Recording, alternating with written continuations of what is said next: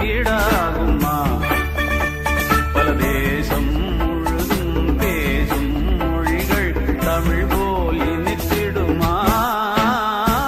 சொர்க்கமே என்றாலும் அது நம்மூர போல வருமா?